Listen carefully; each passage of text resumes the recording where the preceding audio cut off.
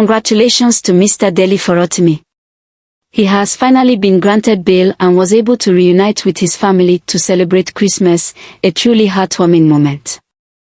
Let's catch an update from him as he reflects on the challenges he endured.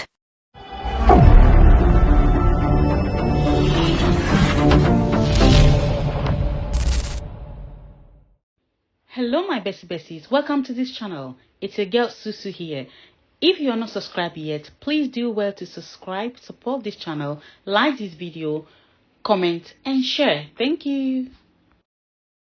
Good morning everybody. It's great to be back with you this morning.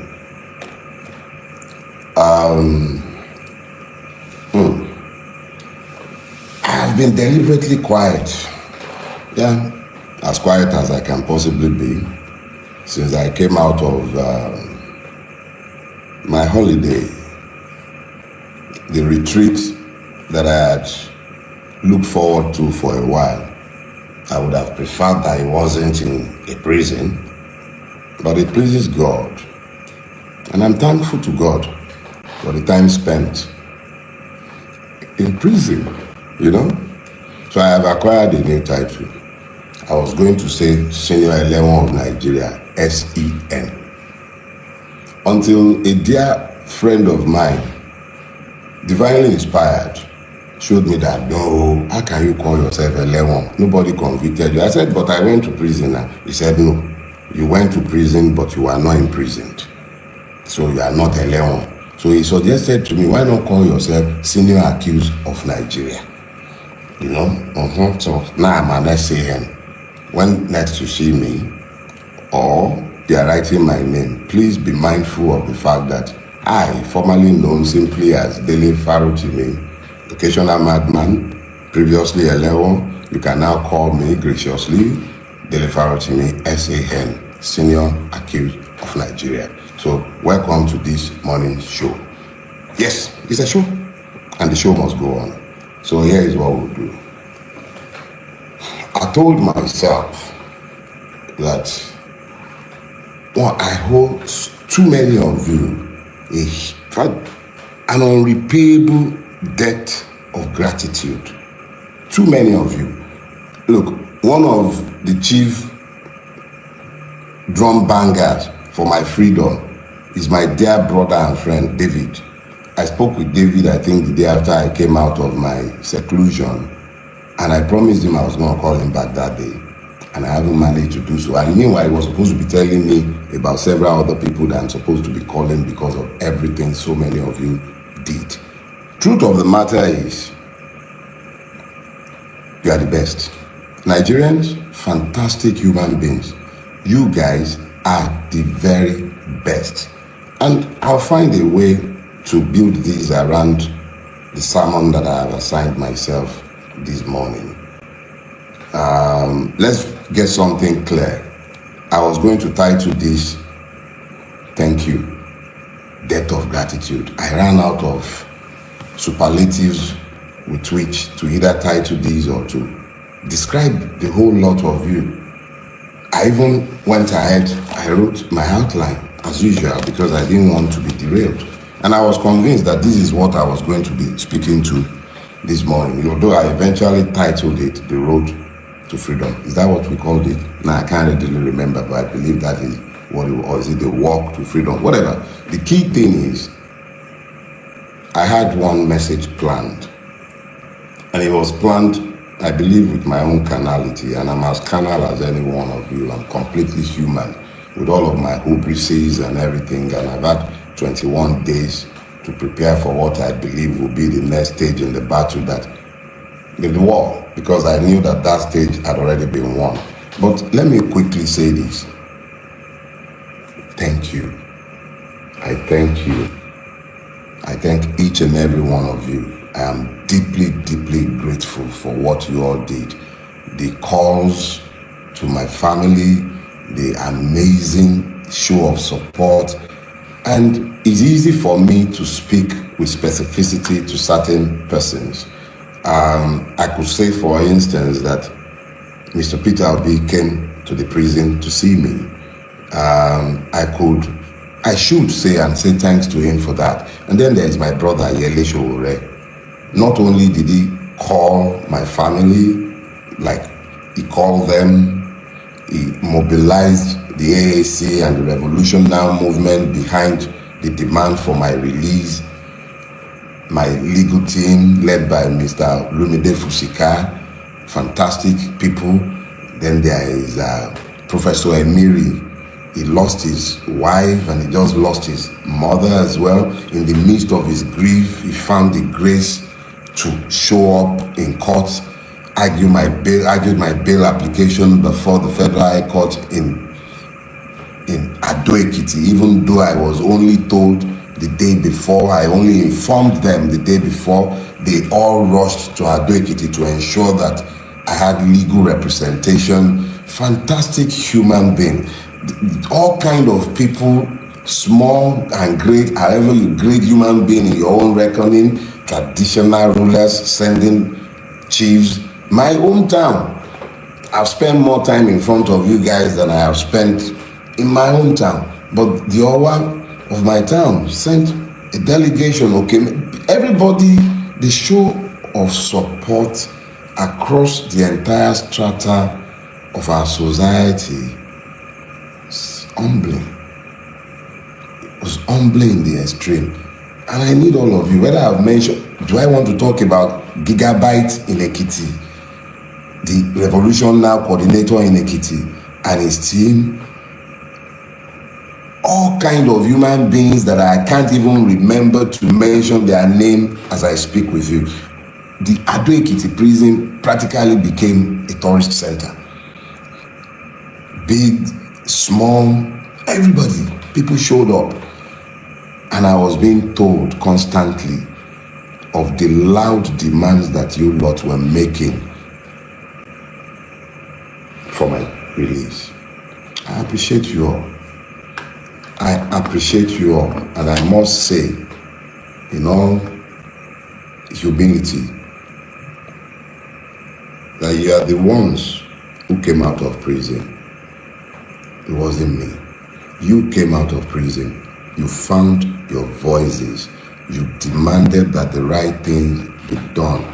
Consistently, you made sure that I knew I wasn't walking alone.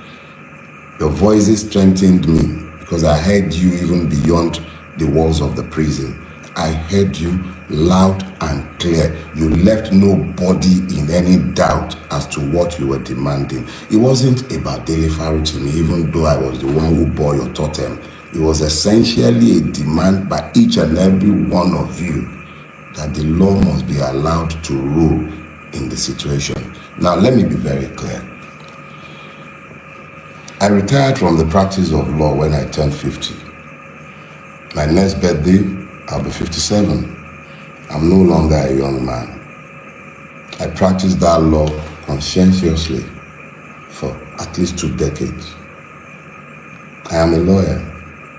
Not just because I was trained as one, but because I am by nature one. I'm a Yoruba man. In my culture, it says, I am not a fool. When the magistrate spoke, the learned magistrate was very specific in the order that he gave. And even though I did not believe at the time, and I still do not believe that there was any need for that order to have been made, what he said was clear. I may not speak to the press or even to you about the case pending in his court. That was the extent of his order. I am a lawyer. The matter is sub judice, and I certainly cannot, whether he had made the order or not, I wouldn't have spoken to the case in the court. And I certainly do not intend to. There is absolutely no need to speak to any of the cases before the court. They are irrelevant to the future. And me and you, we need to focus on the future. So let us be clear. Assuming that the magistrate had made any such order, I would have been under a duty as a human being, even if I may not be a citizen, to disobey that order. But I thank God that the magistrate, erudite magistrate, intelligent and very, very, very, very fair, firm and just, gave only one order, the only order he could have given in the circumstances. I may not speak to the case before his court, and I do not have any such intention. So anyone who has misconstrued that order to suggest that I am somehow gagged by somebody, there is no such law by which any magistrate or judge may gag me as a human being, even if I may not be a citizen, as long as I am not a slave. And if I have become a slave in the Nigerian state, it will be interesting to watch such an order come from any court presuming or purporting to be a court of law. No such order was given. So enough said on that one. I have deliberately kept quiet before today, largely because you left me spellbound. I've been humbled. I'm not a man easily given to humility, but you have humbled me by what you have done before, particularly after my abduction. And I use the word deliberately. I was never arrested. I was abducted. We will talk about that at some other point. But let's be clear, nobody silences the bell. I may not be silenced. I've merely started talking. So let's go to today's issue. So I want us to talk about the road to freedom. And there goes the note. I need to speak to you from the heart and from my spirit. The note I prepared was for a different sermon, but as we were waiting, I began to download something, yes, exactly the same, but subtly different. So the Yorubas have a scripture, and that scripture says very clearly, Emu, Eki, Biten Oreko. I'll translate for you or interpret. Grab it. Catch it. You do not catch the porcupine in the same manner as the rabbit. Let me explain that to you. If you're familiar with the porcupine, you will know of the quills on its back, with which it largely impales stupid predators. Even lions steer clear of the porcupine. As small as it is, its entire body made of quills would kill a lion if it would dare. Now, when that proverb came to my head in the course of this entire ordeal, I made the stupid error of thinking that I was the porcupine and that those who were coming after me were the unwary predator.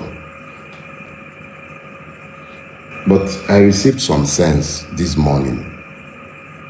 Or let me just say, as I have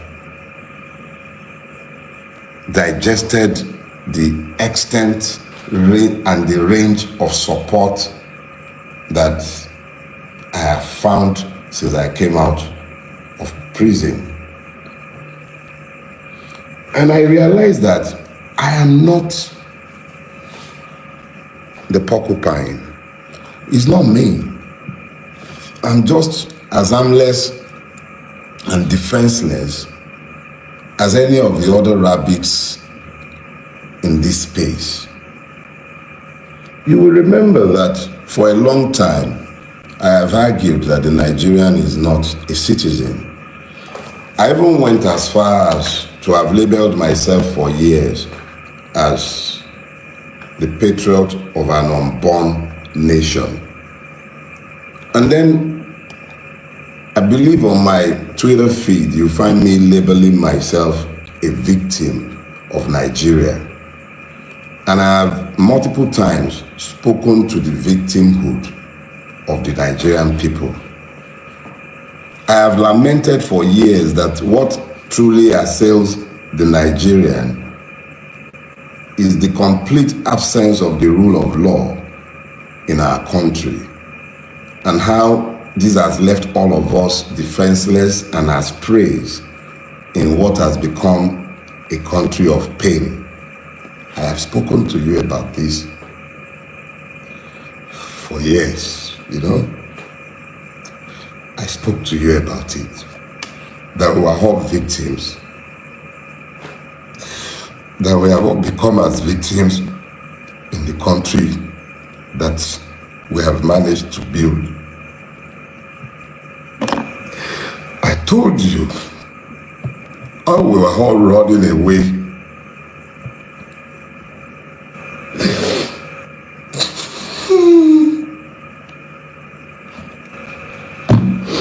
I told you how we were all running away from Nigeria because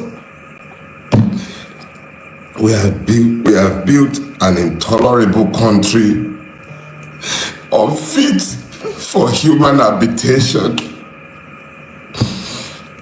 I have called it the evil empire.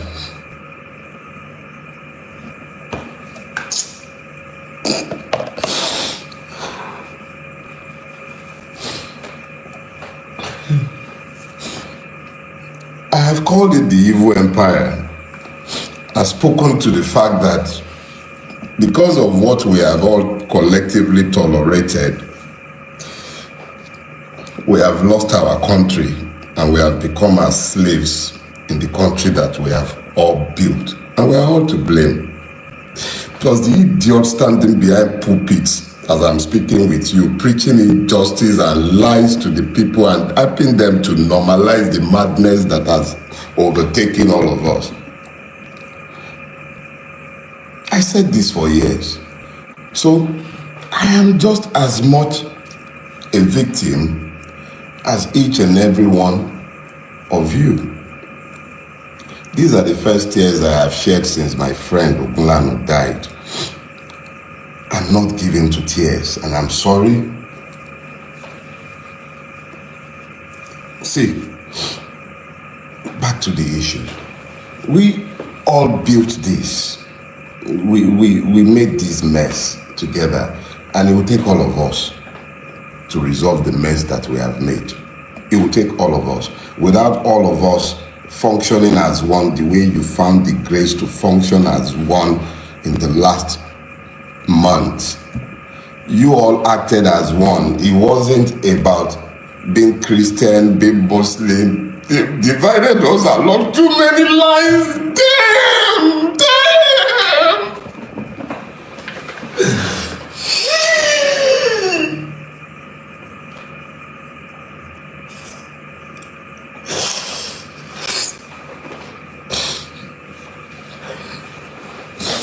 We stopped being human because we became Nigerians. They divided us and we fell for it. Because you wouldn't see me as a Yoruba man, you spoke for me. Because you wouldn't see me as a Christian, you spoke for me. Because you spoke. Because you spoke. Because you spoke.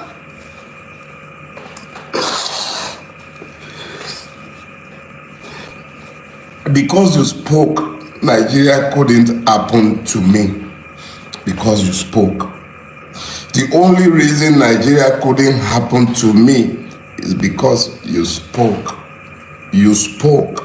That is why Nigeria couldn't happen to me. And yeah, Nigeria couldn't happen to me. Emu, Eki, Bitenro Record. You found your voices. I became you. And in our collective, you couldn't be silenced. And I could not be silenced. So it wasn't me that became the porcupine. It was you. the Nigerian citizens that became the porcupine. So here is what we're going to do. First question I need you to ask yourself is this. How many of the people feeling the pains of the Nigerian state in detention or in prison deserve to be where they are? There's multiple people that I met in prison, and I will yet speak to my prison experience. But I assure you, I didn't shed a single tear. I was happy for the free accommodation. I didn't like the food and I didn't have to eat it. So I'm not talking about me in some pity form. I went to prison and I view it as a finishing school. It showed me exactly how ugly our country is. But let me, because we have so many high profile cases, or because the internet has brought this home to all of us, let's talk about Naomi, the former queen. Let's talk about Hamzat Oriyomi and the proprietors of that school in Ibadan. Exactly what is it that they have done that has earned them the need to be in prison? We should ask that question, but not because of them, but because of the many other persons without names that you and I have no knowledge of who are languishing in prison. Have you thought about that? If they will do that with those ones, what are they doing with those that nobody knows? They did it to me. You made it you. And because you made it you, they couldn't do it to me. Because our collective acting together as one turned the tide. The tide turned because we acted as one. Some Bulabas spoke for me. Obedience spoke for me. My brother in the Revolution Now movement, all of them spoke for me. Traditional rulers, you all spoke, and because you all spoke, I couldn't be treated the way each and every one of the other persons who do not deserve to be in prison were treated. The system resisted. I spent 21 days in captivity. 21 days. For those of you who are inclined to the spiritual, you understand the significance of 21 days. It pleased God that I should be kept in captivity for 21 days. The full cycle of a woman, the full cycle of Mother Nature. 21 days I was kept. There are some stories to be told on other days. But it's a long walk to freedom, but it could also be a short walk. It depends on each and every one of us. But the one thing that has become very clear to me, is that whatever we are going to get, we are going to have to act as one. We cannot continue to divide ourselves the way we've been horribly divided. We've got to act in concert, and in acting in concert, we should be able to achieve better results. Yorubas have this proverb, they say, it simply means that if the reptiles, snakes, would act together in concert, then they will not die the way they die, since they rarely ever walk in pairs. We are the ones who have divided ourselves. My current travels, no, not travels, there is no traveling anything. Let me just say my current experiences or my past experiences, in my own candid opinion, highlights the need why we all have to act in concert. We need to agree what our own enlightened selfish interests might be. And I assure you there are multiple interests, because there is nothing that afflicts one part of this country that does not afflict the other. There is nothing that afflicts me that I didn't see afflicting multiple others that I saw in prison. And I know of multiple cases on a day-to-day basis in Nigeria where the totality of the flaw or the complete the completion of everything is found in the knowledge that a Nigerian is not a citizen. The struggle ahead of us is the one where we must demand to be citizens. Those of you who desire separate homelands, you are only going to get that when you become citizens. Unfortunately or fortunately for all of us, we are trapped in this monstrosity that is called Nigeria. If we are going to ever come out of the monstrosity, whether that be as different nations or whether that be as one, it would be because we found the courage to become citizens in the space we are occupying today, forget the contrived differences between us, and then ensure that as citizens, we exercise our free sovereign will to do with Nigeria, our home country today, as we care.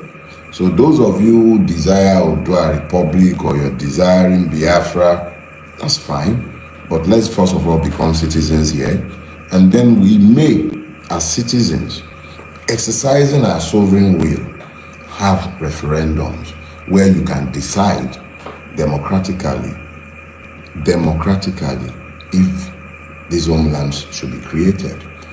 That should be our clear thoughts right now, how to become citizens. You do not become citizens in a place unruled by law. So the struggle ahead of us is to insist on the rule of law in the country in which we live. There are many struggles ahead. I will be seeking legal reliefs and redress against everyone involved in my abduction. I shall be defending each and every one of the many suits, civil and criminal, that have been filed against me rigorously. When we are done, I shall myself be writing petitions to the LPDC, looking to ensure that some lawyers do not ever practice law in this country again. Let us be clear. I remain your brother. I remain you, Dele Farotimi, Esquire, S.A.N., Senior Accused of Nigeria, victim of Nigeria, but a conscious victim, capable of articulating the conditions of the victim. I am not a victim again. I am a threat. That's what my brother Baldwin says. So, kolo somadalon ni mo jẹ fún yín, mi ò ṣe jẹ, kò sí ní tẹ́lẹ̀ fi mí ṣe, mi ò dẹ̀ ní kó lọ́rùn yín. Tolerate me ni o. As long as we have to continue pretending that we are a democracy, you're gonna just have to tolerate me, okay? All right, guys. That's for you all. There isn't much more to say than to say thanks. For those who merely posted free Dele Farotimi, for those who stepped on the streets in Ekiti, Tanko Yunusa, yeah, Tanko, thanks. Yeah. Sarah Ibrahim, thanks. 1,000,001 of you. Oh yes, Ekinzo, my Ekiti brother. Those who I cannot even name in this moment, I thank you all. You deserve all the applause. You all stepped up. Like I was telling my brother Yele when we were talking, each and every person played the part that had been assigned to them of God, or they betrayed it. And each person knew exactly what they did. I thank Yele for his amazing support. Brother Peter Obi, Dad, I thank you all. And see you next week. You do not recall a bullet when it is fired. I cannot be silenced. See ya. Bye-bye.